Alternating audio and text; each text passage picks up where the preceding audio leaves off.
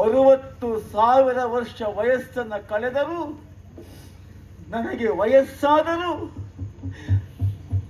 ನನ್ನ ಬೆನ್ನು ಬಾಗಿಲಿಲ್ವಾಗಿದ್ದೆ. ನಿನ್ನೊಂದು ಮಾತು ದಶರಥನ ಇಡೀ ಬದುಕನ್ನೇ ಬಾಗಿಸಿಬಿಟ್ಟಿತು.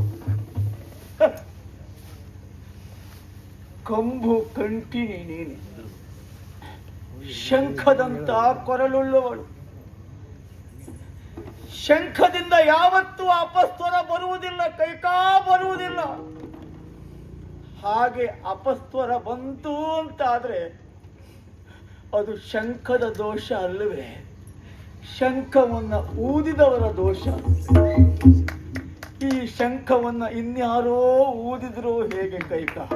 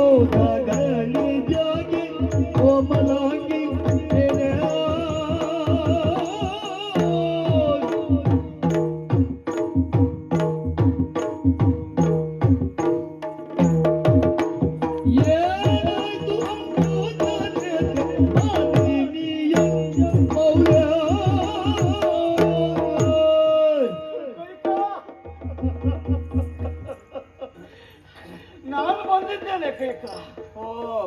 ಏನೇ ಇದು? ಇಡೀ ಅಯೋಧ್ಯೆಯ ಸಡಗರದಲ್ಲಿ ತೇಲುತ್ತಿದೆ. ಅರಮನೆಯಲ್ಲಿ ಇನ್ನೊಂದು ಕ್ಷಣಕ್ಕೆ ರಾಮನಿಗೆ ಪಟ್ಟಾಭಿಷೇಕ. ನಾವೆಲ್ಲ ಸಂತೋಷದ ಸಾಗರದಲ್ಲಿ ನಿಂದಿದ್ದೆವು. ಆದ್ರೆ ಏನೇ ಇದು ಕೈಕಾ? ಶೋಕಾಗಾರದಲ್ಲಿ ಕೂದಲೆಲ್ಲ ಹರಡಿಕೊಂಡು ಮಂಚದ ಮೇಲೆ ಮುಸುಕೆಳೆದು ಮಲಗಿ ಬಿಟ್ಟಿಯಲ್ಲ ನೀನು ಕೈಕಾ. ಇದು ಲಕ್ಷ್ಮಣ ಹೇಳಿದ ಮರುಕ್ಷಣ ನಿನ್ನನ್ನು ಕಾಣುವುದಕ್ಕೆ ಬೇಕಾಗಿ ನಿನ್ನ ಗಂಡ ದಶರಥ ಭೂಪ ಬಂದಿದ್ದೇನೆ. ಹೇಳು, ನಿನ್ನ ಆನನ ಯಾಕೆ ಬಾಡಿತು? ಏನಾಯ್ತು ನಿನಗೆ? ಸಖಿಯರಿಂದ ತೊಂದರೆ ಆಯ್ತಾ? ಅಲ್ಲ, ನಿನ್ನ ಸೇವಿಸುವ ವರ್ಗದಲ್ಲಿ ವ್ಯತ್ಯಾಸ ಆಯ್ತಾ? ಏನು ಬೇಕಿದ್ರು ಕೇಳೋ ನೀನು.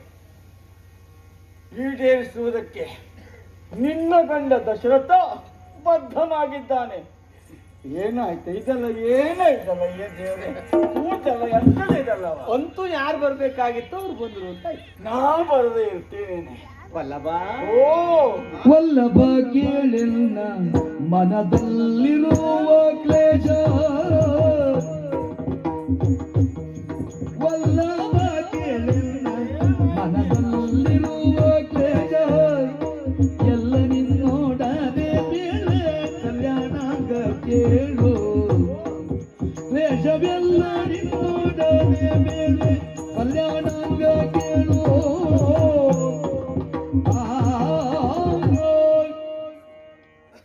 ನಮ್ಮ ಮನೆಯಲ್ಲಿ ಕಾರ್ಯಕ್ರಮ ನಡೀತಾ ಇದೆ. ನಂಗೇನಷ್ಟಾಗಿ ಗೊತ್ತಾಗ್ಲಿಲ್ಲ. ಮನೆ ಕಾರ್ಯಕ್ರಮ ಗೊತ್ತಾಗಿವೇನೆ. ಕೆಲವರು ಹಾಗೆ, ಮನೆ ದೊಡ್ಡದಲ್ವಾ ನಮ್ಮ ಮನೆ. ಹಾ, ನಾನು ಅವಸರದಲ್ಲಿ ಆಯ್ತು. ಸುಮಿತ್ರೆಗಿರ್ಲಿ ಕೌಸಲ್ಯಗಿರ್ಲಿ ಹಾಗೆಗೂ ಪ್ರತ್ಯೇಕವಾಗಿ ಹೇಳಲೇ ಇಲ್ಲ, ಹೇಗೂ ಬರ್ತೀರಿ ನೀವು ಅಂತ. ಹಾಗೆ ಕೆಲವೆಲ್ಲ ವಿಷಯ ಯಾರಿಗೂ ಹೇಳುದಿಲ್ವಾಗಿತ್ತು. ಆದ್ರೆ ನನಗೆ ಮಾತ್ರ ಸುದ್ದಿ ಬರ್ತಿತ್ತು. ಆದ್ರೆ ಇವತ್ತು ನನಗೂ ಸುದ್ದಿ ಬರದೆ ಇಂಥದ್ದೊಂದು ಆಗೋಯ್ತಲ್ಲ. ಆ ಹಾಳಾದ ಸಖಿಯ ನಿನಗೆ ಹೇಳಲೇ ಇಲ್ವಾ? ಅವರು ಹಾಳಾದದ್ದು ಅಥವಾ ನನ್ನ ಕಿವಿ ಹಾಳಾಯ್ತ ಗೊತ್ತಿಲ್ಲ ನನಗೆ. ಆದ್ರೆ ಒಂದು ನೀವು ಬಂದ್ರಲ್ಲ ಇಲ್ಲಿ ಕಲ್ಯಾಣ ಅಂಗ. ನೀನು ಹಾಗೆ ಮಾನಿನಿಯರ ಮೌಳಿಯಾಗಿ ಈ ಅರಮನೆ ಬೆಳಕಾದವಳು ನೀನು. ಹೌದೌದು, ನಾನು ನಿಮ್ಮನ್ನು ಕಲ್ಯಾಣಿ. ಹೌದು, ಬಾ ಹೋಗು. ಆದ್ರೂ ಒಂದು ಇದೆಲ್ಲ ಎಂತ ಕಪ್ಪು ಕಿರಿಯದಲ್ಲ. ಅದಕ್ಕೆ ಕೇಳಿಲ್ಲ ನೀವು ಏನಾಯಿತು ಅಂಬುಜ ನೇತ್ರೆ, ಏನಾಯ್ತು ಅಂತ ಈಗ ಹೇಳ್ತೇನೆ. ಏನಾಯ್ತು ನಿನಗೆ? ಈ ರೀತಿಯಾಗಿ ನಾನು ಪರಿಣಾಮಸನ ಆಭರಣ ತೆಗೆದು ಬಿಸಾಡಿದ್ದೇನೆ, ನಿರಾಭರಣ. ಮತ್ತು ಬೇಕಾ ನಿನಗೆ? ಅದಲ್ಲ, ರಾಮನ ಪಟ್ಟಾಭಿಷೇಕ ನೋಡ್ಲಿಕ್ಕೆ ತದವಲ್ಲಿ ಕೂತ್ಕೊಳ್ಳಿಕ್ಕೆ ಹೊಸ ಪಟ್ಟೆ ಸೀರೆ ಬೇಕು ಅಂತ ಇದನ್ನು ಉಟ್ಕೊಂಡು ಬಿಟ್ಟೇನೆ. ನಾನು ಹೀಗಿರುವುದಕ್ಕೆ ಕಾರಣ ಕ್ಲೇಶ. ಕ್ಲೇಶವ? ಹೇಳಿದ್ರಲ್ಲ ನೀವು ಏನಾಯಿತು ಅಂಬುಜ ನೇತ್ರೆ, ಹೇಳು, ಏನಾಗ್ಬೇಕು, ನಾನಿದ್ದೇನೆ ನಿನಗೆ. ಯಾರಿಗೆ ಕ್ಲೇಶ? ನನಗೂ ಕ್ಲೇಶ, ನಿಮಗೂ ಕ್ಲೇಶ. ಯಾವುದೇ ಅದು? ಅಲ್ಲ, ಈಗ ನಡೆದ ಕ್ಲೇಶವನ್ನು ಹೇಳ್ತೇನೆ ನಾನು. ನನ್ನ ಮನದಲ್ಲಿರುವ ಕ್ಲೇಶ ಹೊಲಸು ಅಂತಷ್ಟೇ ಅಲ್ಲ, ಬೇಡದೆ ಹೋದದ್ದು ಅಂತಲ್ಲ, ಮನಸ್ಸಿನ ಯಾವೆಲ್ಲ ಸಮಸ್ಯೆಗಳು. ನೀನೇ ಬೇಕಾದವಳು, ಮತ್ತೆ ನಿನ್ನೊಳಗೆ ಬೇಡದಿದ್ದು ಇರ್ತದ. ಹಾಗಾಗಿ ನಿನ್ನೊಳೆಲ್ಲ ಬೇಡುವೆ ಕಲ್ಯಾಣ ಅಂಗ ಕೇಳು ಅಂತ ಹೇಳಿದ್ರೆ ನಾನು ಆ ಕಾರಣಕ್ಕಾಗಿ ಹೇಳು. ನಾನು ಹೆಂಡತಿ ಆದವಳು ಗಂಡನಲ್ಲದೆ ಇನ್ಯಾರನ್ನು ಹೇಳ್ಕೊಳ್ಳೋದು ಮತ್ತೆ ಅಲ್ವಾ? ಗಂಡನಾದವನು ಹಾಗೆ ಹೆಂಡತಿಯ ಕೇಳಿಕೆಯನ್ನು ಈಡೇರಿಸಬೇಕಾದವನಿಗೆ ಧರ್ಮ ಅಲ್ವಾ? ಭಾರಿ ಸಂರಕ್ಷಣೆ. ನಾನಿನ್ನು ಚಕ್ರವರ್ತಿ ಆಗಿದ್ದೇನೆ. ಕೆಲವು ಕ್ಷಣ ಆಯ್ತು ಅಂತ ರಾಮ ಆಗ್ತಿದ್ದ. ಚಕ್ರವರ್ತಿಗಳಾದ ಆಗಿದ್ದವರು ನೀವು, ಇನ್ನೊಂದು ಸ್ವಲ್ಪ ಹೊತ್ತು ಹೋದ್ರೆ ಆಗಿದ್ದವರು. ಹೌದು, ಈಗ ಆಗಿದ್ದೀರಿ. ಹೌದು, ನಾನೇ. ಹಾಗಾಗಿ ನಾನೇನಾದ್ರೂ ಕೇಳ್ಕೊಳ್ಬೇಕು ಅಂತ ಆದ್ರೆ ಈಗಲೇ ಕೇಳ್ಕೊಳ್ಬೇಕು. ಕೇಳು ಕೇಳು. ಈಗ ಕೇಳುವುದಲ್ಲ, ಅವಳಿಗೆ ತರಿಸ್ಬೇಕಾ? ಮೆರವಣಿಗೆ ಹೋಗ್ಬೇಕಾ? ಹೊಸದಾಗಿ ನಾನು ನಿಮ್ಮಲ್ಲಿ ಕೇಳುವುದೇ ಇಲ್ಲ. ನಾ ಮೊದಲು ಕೇಳಿದ್ದನ್ನು ಕೇಳಬೇಕೀಗ. ಯಾವುದೇ ಅದು? ಅದಕ್ಕೆ ಹೇಳಿದ್ದೆ ನಾನು ಕಲ್ಯಾಣ ಅಂಗ ಹೇಳು ಅಂತ. ನನ್ನ ಮನಸ್ಸಿನಲ್ಲಿ ಏನುಂಟ ಅದನ್ನೆಲ್ಲ ಈಡೇರಿಸಿಕೊಳ್ಳಬೇಕು ಅಂತ ಆದ್ರೆ ಚಕ್ರವರ್ತಿಗಳಾಗಿರುವಾಗ ನಾನು ಕೇಳಬೇಕು. ನಾಳೆ ಅಂತ ಹೇಳಿದ್ರೆ ರಾಮನ ತಲೆಗೆ ನಿಮ್ಮ ಕಿರೀಟ ಹೋಗ್ತದೆ, ಅವ ಚಕ್ರವರ್ತಿ ಆಗ್ತಾನೆ. ನಾನಿನ್ನ ಗಂಡ ಅಷ್ಟೇ ನಾಳೆ, ಅಲ್ವಾ? ಈಗ ಆಗಲ್ಲ, ಭೂಪತಿಯು ನಾನೇ. ಹಾಗಾಗಿ ನನಗೆ ನೆನಪಾಗುವುದು ಚಕ್ರವರ್ತಿ ದಶರಥ ಕೇಳ್ತಾ ಇದ್ದೇನೆ, ಕೇಳು ಹಿಂಗೇನು ಬೇಕು. ಒಂದು ಸಮಯಕ್ಕೆ ನೀವು ಕೇಳಿದ್ದು ನೆನಪುಂಟ? ಯಾವಾಗ್ರೆ? ಇಲ್ಲಲ್ಲ, ದೇವಲೋಕದಲ್ಲಿ ಆ ಕತೆ. ಹೌದೌದೌದು, ಶಂಬರವಧೆ.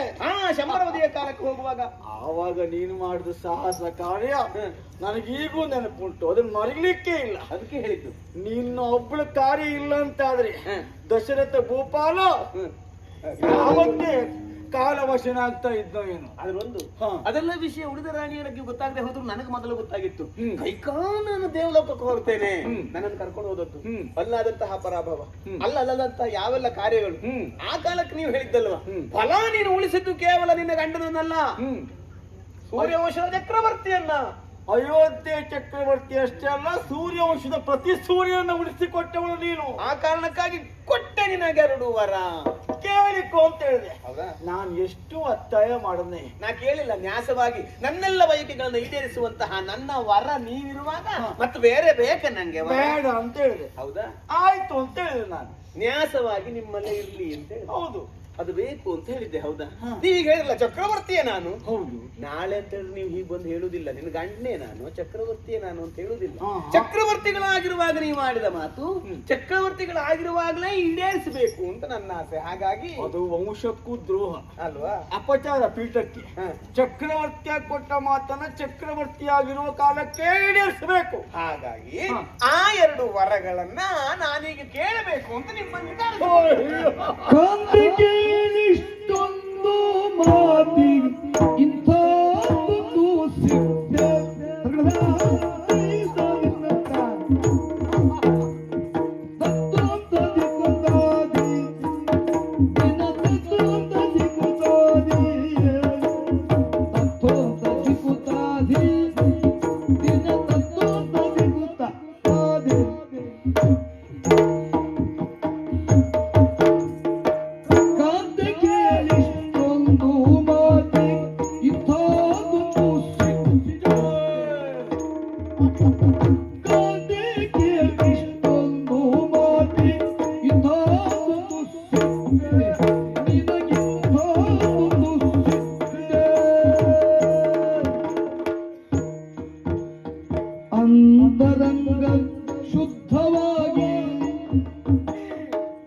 ಅಂತರಂಗ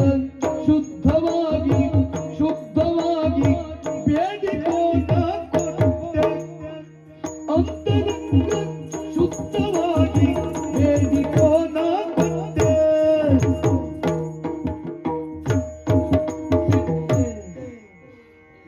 ಕೈಕಾ, ಏನು ಉತ್ಸಾಹ! ಏನನ್ನೋ ಕೇಳಿಬಿಡ್ತು ಅಂತ ಭಯ ಇತ್ತು ನನಗೆ. ಅಯ್ಯೋ, ಹಾಗಲ್ಲ ಕೇಳ್ತೀನಿ. ಇಲ್ಲಿ ಏನಾಗಿ ಹೋಗ್ತದೋ ಎಂಬಂತ ಚಿಂತೆ ಇತ್ತು. ಛೇ, ಆದ್ರೆ ಏನಾಗ್ಬೇಕು ಅದೇ ಆಗ್ತದೆ. 2 ವರ ಆವತ್ತು ನಾವು ಕೊಟ್ಟಿದ್ದು. ಅದು ಇವತ್ತು ಇಷ್ಟು ಸಣ್ಣ ವಿಚಾರಕ್ಕೆ ಇಷ್ಟೆಲ್ಲ ಕೋಪ ಮಾಡ್ಕೊಂಡೇನೆ. ವಿಚಾರ ಸಣ್ಣದಾದ್ರೂ ಸಂದರ್ಭ ಹಾಗುಂಟಲ್ಲ. ಛೇ, ಕೊಡುವ ನಾನಿದ್ದೇನೆ, ಪಡೆಯುವ ನೀನು ಇದ್ದೀಯ. ಇಂಥ ಸಣ್ಣ ವಿಷಯಕ್ಕಲ್ಲ ಇಷ್ಟೆಲ್ಲ ಹಗರಣವನ್ನ ಮಾಡುವುದ ನೀನು. ಮತ್ತೆ ಇಷ್ಟು ಸಣ್ಣ ವಿಷಯ ಅಲ್ಲಿ ಬಂದು ಕೇಳುವುದ ನಾನು? ಇಲ್ಲೇ ಕೇಳೋಣ. ಸರಿ ಸರಿ ಸರಿ, ಹೌದು. ನೀನು ಇವತ್ತೇ ಕೇಳಿದ್ದು ಒಳ್ಳೇದಾಯ್ತು. ಆದ್ರೂ ಒಂದು, ನೀನು ಕೇಳಿದ 2 ವರವನ್ನ ಈಡೇರಿಸುವುದಕ್ಕೆ ಕೊಡುವುದಕ್ಕೆ ನಾನು ಬದ್ಧನೆ, ಈಗಲೂ ಬದ್ಧನೆ. ಮತ್ತೆ ಆದ್ರೆ ಅಂತರಂಗ ಶುದ್ಧವಾಗಿ ಕೇಳಿಕೋನ ಕೊಟ್ಟೆ. ಇದೊಂದು ಶಬ್ದ ಹೊಸದಾಗಿ ಬಳಸಿದಾಗ ಉಂಟಪ್ಪ. ಇಲ್ಲಿಯವರೆಗೆ ನನ್ನ ಅಂತರಂಗ ಅಶುದ್ಧ ಆದದ್ದು ನೋಡಿದ್ರೆ. ಅಶುದ್ಧ ಅಂತ ಅಲ್ಲ, ಮತ್ತೆ ವರ ಪಡೆಯುವುದಲ್ವೇನೆ. ಯಾಕೆಂದ್ರೆ ಒಳ್ಳೆಯ ಕಾರ್ಯಕ್ಕೆ ಹೋಗುವ ಕಾಲಕ್ಕೆ ನಾವು ಒಳ್ಳೆಯವರಾಗಿ ಹೋಗ್ಬೇಕು, ಶುಚಿಯಾಗಿ ಹೋಗ್ಬೇಕು. ಶುಚಿ ಇಲ್ಲ ಅಂತ ಅಲ್ಲ. ಅದಕ್ಕೆ ನಿಮ್ಮನ್ನ ಕರೆಸ್ಕೊಂಡದ್ದು ನಾ ಇಲ್ಲಿಗೆ. ಪುರೋಹಿತರು ಹೇಳ್ತಾರೆ, ಕಾರ್ಯ ಮಾಡುವ ಕಾಲದಲ್ಲಿ ಕರಂ ಪ್ರಕ್ಷಾಳನೆ, ಹೌದು, ಕೈ ತೊಳ್ಕೊಳ್ಳಿ ಅಂತ ಹೇಳ್ತಾರೆ. ಅದ್ರ ಅರ್ಥ ಕೈ ಹೊಲಸಾಗಿದೆ ಅಂತನ. ಅದು ಶಾಸ್ತ್ರ. ಇದು ಹಾಗೆ ಅಂತರಂಗ ಶುದ್ಧ, ಭರವಸೆದೊಂದು ಒಟ್ಟಾರೆ ಶಾಸ್ತ್ರಕ್ಕೆ ಹೇಳಿದ್ದಲ್ಲ. ಭರವಸೆ ಶುದ್ಧವೇ. ಕೇಳು ಕೇಳು, ಕೊಡ್ತೇನೆ, ಕೇಳು ಕೇಳು. ಆದ್ರೂ ಭರವಸೆ ಬರ್ಬೇಕು ಅಂತಾದ್ರೆ ನೇಮ ಎನ್ನೆತ್ತಾಲೆನ್ನ ಮೇಲೆ ಕೈಯ ತಂದೋ ನೇಮವೆಂದೇನುತ್ತ ಕೈಯ ಮೇಲೆ ಕೈಯ ತಟ್ಟು, ಕೈಯ ಮೇಲೆ ಕೈಯ ತಟ್ಟು ಕಾಮರೂಪವಿದ್ದವೆಂದು ಹೊರನ್ನು ಮುಟ್ಟು ಮುಟ್ಟು ತಟ್ಟು. ನೀವು ಹೇಳಿದ್ರೆ ಅಂತರಂಗ ಶುದ್ಧವಾಗಿ ಕೇಳಿಕೋ ಕೊಟ್ಟೆ ಕೊಟ್ಟೆ. ಆ ಮಾತು ಕೇಳಿದವಾಗ್ಲೇ ನನಗೆ ಸ್ವಲ್ಪ ಈಗ ಭರವಸೆ ಹಿಂಜರಿದದ್ದು. ಹೌದಾ? ಹೌದಪ್ಪ, ಯಾಕಂದ್ರೆ ಸಂದರ್ಭಗಳು ಕೆಲವು ಹಾಗಿರುತ್ತದೆ. ನಾ ಈಗ ಏನು ಕೇಳಿದ್ರು ನಿಮಗೆ ತಪ್ಪು ಅಂತ ಕಾಣುವುದು, ಆವಾಗ ಏನು ಕೇಳಿದ್ರು ಕಡಿಮೆ ಅಂತ ಕಾಣುವುದು, ಈಗ ಏನು ಕೇಳಿದ್ರು ಹೆಚ್ಚು ಅಂತ ಕಾಣುವುದು. ಹಾಗೆ ನನ್ನ ಕೈಗೆ ತಪ್ಪಲ್ಲ ಕೇಳುವುದಿಲ್ವೇ? ಕೇಳುವುದಿಲ್ಲ ಅಂತ ನಂಗೆ ವಿಶ್ವಾಸ ಉಂಟು, ನಿಮಗೆ ಬರ್ಬೇಕಲ್ಲ ಆ ಭರವಸೆ. ನಾ ಹೇಳಿದ ವಿಷಯ ನಿಮಗೇನೋ ಅದು ಕಾಣಬಾರ್ದು ಕೇಳಬಾರ್ದು ಅನ್ನೋ ಉದ್ದೇಶಕ್ಕಾಗಿ ನೇಮ ಎಂದೆನ್ನುತ್ತಾ ಕೊಡ್ತೇನೆ ಅಂತ ಹೇಳಿ ಆಗಿದೆ. ನೀವು ಹೌದು, ನಿಮ್ಮ ಬಾಯಿಂದ ಬಂದ ಮೇಲೆ ಅದು ಕೊಡ್ಲೇಬೇಕು. ಆದ್ರೂ ನನ್ನ ಭರವಸೆಗೆ ಕೈ ಮೇಲೆ ಕೈ ತಟ್ಟು, ಕೊರಳ ನೀ ಮುಟ್ಟು. ಯಾಕೆ ಕೊರಳೆಯ? ಯಾಕೆ ನೋಡಿ, ತಲೆಯಿಂದ ಯಾವೆಲ್ಲ ಅಂಗಾಂಗಗಳಿಗೆ ಹೋಗುವಂತಹ ನರ ಮುಂದೆ ಹೋಗ್ತದೆ ಮಿದುಳಿಂದ, ಹೌದಾ? ಹಾಗಾಗಿ ಎಲ್ಲ ಅಂಗಗಳನ್ನು ಮುಟ್ಟುವುದಕ್ಕಿಂತ ಕೊರಳು ಮುಟ್ಟುಬಿಟ್ರು ಎಲ್ಲ ನರನಾಡಿ ಮುಟ್ಟಿದಾಗ ಕೈಕ ಓ ಪ್ರಮಾದವಶಾತ್ ಆಡಿದ ಮಾತನ್ನು ಪ್ರಮಾಣ ಎಂಬುದಾಗಿ ಸ್ವೀಕರಿಸಿ ನೆರವೇರಿಸಿಕೊಡುವರು ಸೂರ್ಯವಂಶೋತ್ತರು ನಾವು. ಹೌದಪ್ಪ, ಮಾತು ತಪ್ಪಲಿಕ್ಕೆ ಇಲ್ಲ. ಎಷ್ಟು ಬಾರಿ ಮುಟ್ಟಿದ್ದೇನೆ, ತಟ್ಟಿದ್ದೇನೆ, ಅದರದ್ದು ಪ್ರಮಾಣ ಅಲ್ಲ. ಈಗ ಆಗಲ್ಲ, ಪ್ರಮಾಣವಾಗಿ ಮುಡ್ತೇನೆ. ನಿನ್ನ ಕೊರಳು ಮುಟ್ಟಿ ಹೇಳಿದೆ, ಈಡೇರಿಸಿ ಕೊಡ್ತೇನೆ.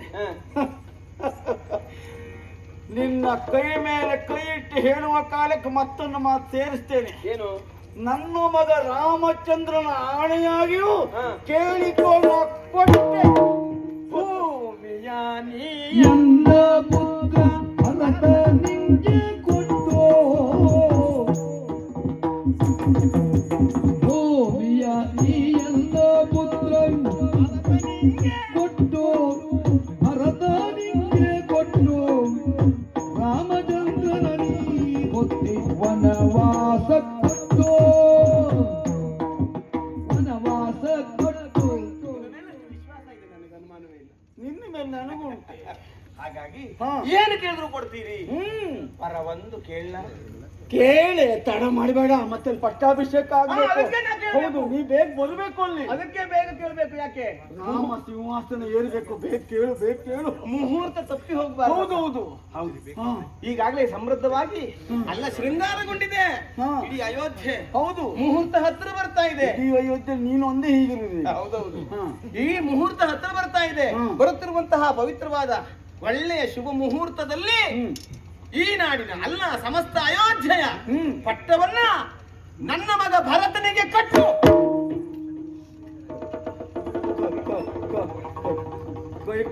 ಏನ್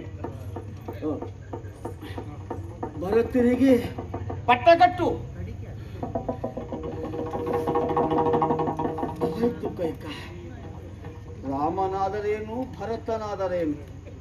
ಭರತನು ನನ್ನ ಮಗನೇ ಅಲ್ವೇನೆ? ಈಗ ನೆನಪಾಯ್ತು. ಹೌದು, ಸರಿ. ಒಂದನೇ ವರವಾಗಿ ಅಯೋಧ್ಯೆಯನ್ನು ನನ್ನ ಮಗನಿಗೆ ಕೊಡು. ಇನ್ನೊಂದು ವರ ಉಂಟಲ್ಲೇ. ಹೌದು, ಕೇಳು.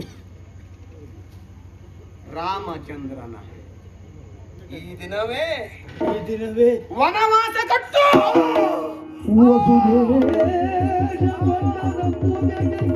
ಮೂರ್ಛಿತನಾಗಿ ಹಮ್ಮೈಸಿ ಬಿದ್ದಿದ್ದನು, ಉಸಿರಲಾರದೆ 3 ಗಳಿಗೆ ಪರ್ಯಂತ, ಉಸಿರಲಾರದೆ 3 ಗಳಿಗೆ ಪರ್ಯಂತ ಸಂತೋಷವಿಲ್ಲದಾಯ್ತು ಸರ್ವೇಂದ್ರಿಯಗಳು, ತನ್ನೋಷವಿಲ್ಲದಾಯ್ತು ಸರ್ವೇಂದ್ರಿಯಗಳು.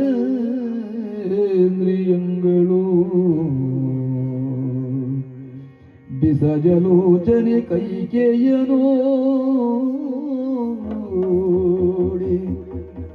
ಬಿಸಜಲೋಚನೆ ಕೈಕೇಯನೋ ದೈನ್ಯದ್ಯೋ, ಬಿಸಜಲೋಚನೆ ಕೈಕೇಯನೋ ದೈನ್ಯದ್ಯೋ. ದಶರಥೇಂದ್ರ ನುಡಿದ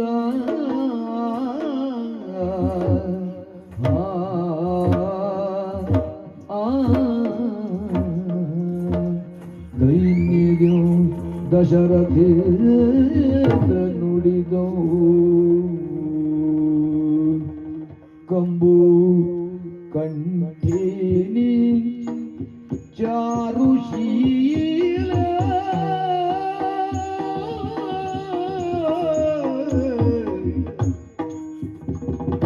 ಕಂಬು ಕಂಠೇನಿ ಚಾರುಶೀಲೆ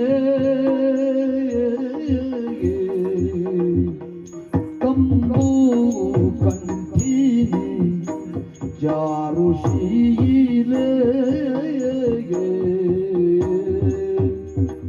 ಕಮಲಮುಖಿ ಕುಂಭಕುಜ ಪುತ್ಥಳಿಯ ಪಂಬೆ ಪ್ರತಿರಂಬೆ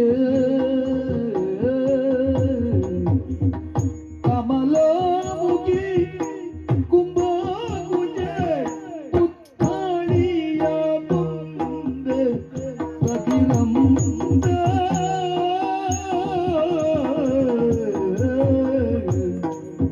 ಮಕ್ಕಳಿಲ್ಲದೆ ಬಗಳ ಕಾಲ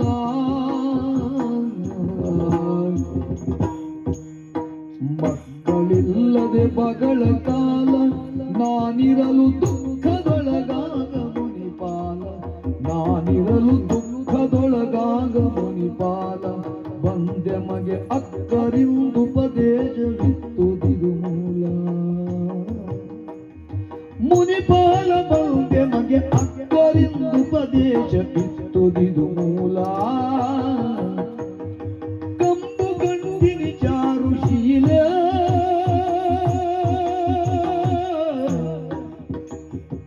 ಆ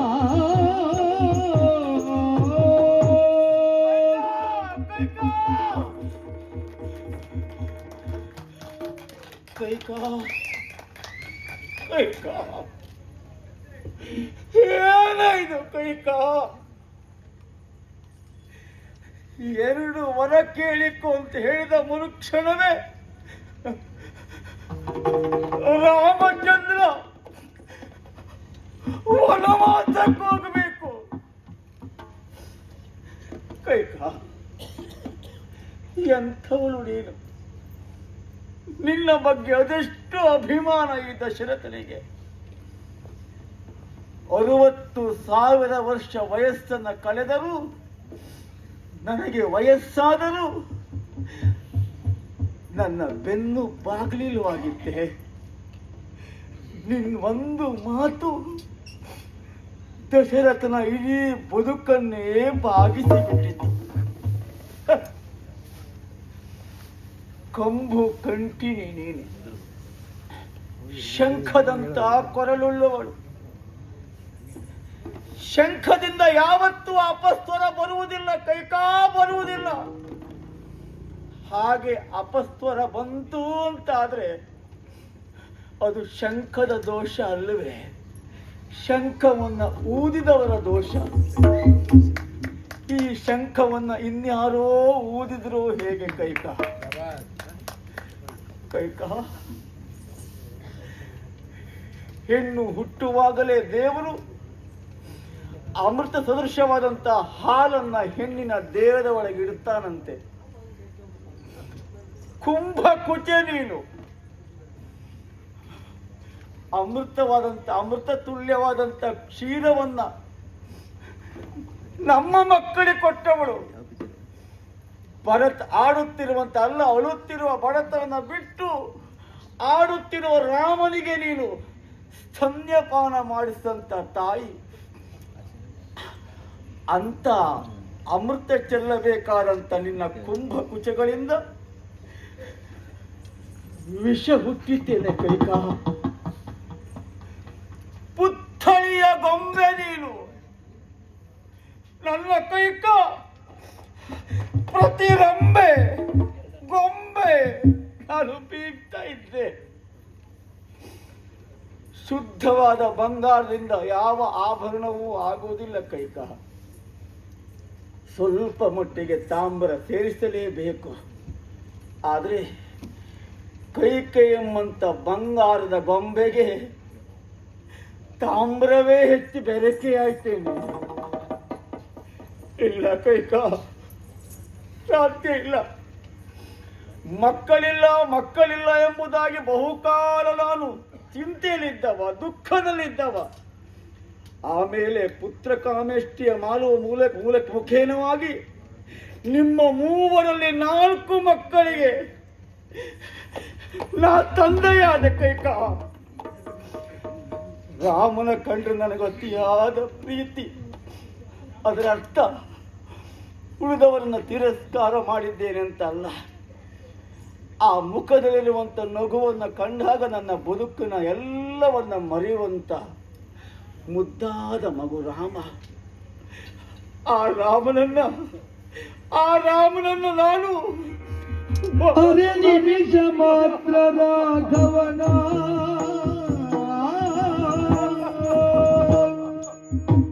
ಅರೆ ನಿಮಿಷ ಮಾತ್ರ ರಾಘವನ ನಾ ಬಿಟ್ಟು ಇರಲಾರೆನಯ್ಯೋ ಮೋಗನನ ನಾ ಬಿಟ್ಟು ಇರಲಾರೆನಯ್ಯೋ ಮೋಗನನ ಇನ್ನೆಂತು ಕರೆದು ವಿಪಿನಕ್ಕೆ ತೊಳುಗಲೀಗ ಸಣ್ಣವನ ಇನ್ನೆಂತು ಕರೆದು ವಿಪಿನಕ್ಕೆ ತೊಳುಗಲೀಗ ಸಣ್ಣವನ ರಾಘವನ ಮೋಗನನ ಸಣ್ಣವನ ಕಂಬು ಗಂಡಿನಿ ಚಾರು ಶೀಲೆ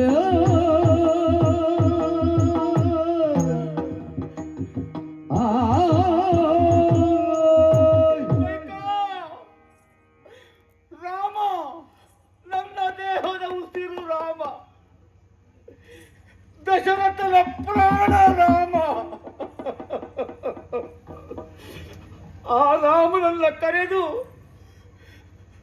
ಪಟ್ಟ ಏನು ಅಂತ ಹೇಳಿದವ ನಾನು. ಹಸಿದಾರ ವ್ರತದಿಂದ ಪುನೀತನಾಗಿ ಪನ್ನೀರ ಸ್ನಾನವನ್ನ ಪೂರೈಸಿ ಸಿಂಹಾಸನ ಕೇಳಬೇಕಾದ ರಾಮನನ್ನ ಕರೆದು ನಾನು ರಾಮ ವನವಾಸಕ್ಕೆ ಹೋಗುವಂತ ಹೇಳೇ ಕೈಕ. ಇಲ್ಲ, ರಾಮನನ್ನ ಅರೆ ನಿಮಿಷವೂ ಬಿಟ್ಟು ಬದುಕುವ ಶಕ್ತಿ ನಿನ್ನ ಗಂಡನಿಗಿಲ್ಲ. ರಾಮ ಇಲ್ಲ ಅಂತ ಹೇಳಿದ್ರೆ ನಿನ್ನ ಗಂಡ ಸತ್ತು ಹೋಗ್ತಾನೆ ಕೈಕ. ಈಗ ನಿನ್ನ ಕಾಲಿಡಿತೇನೆ ಬೇಕಿದ್ರೆ. ಸಂಹಾರ ರಾಮಚಂದ್ರ